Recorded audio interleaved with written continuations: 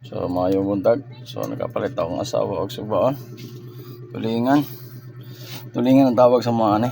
Ambot si tawag sa Cebu. Comment lang mo kung si tawag niyo diha. So sugbaan ta, sugba. Sugba. Ako sa namatag mantika ng sugbaanan kaya para okay kayo.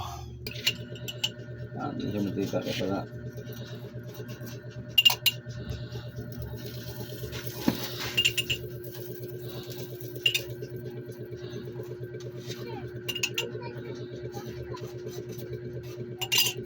okay, panito saja.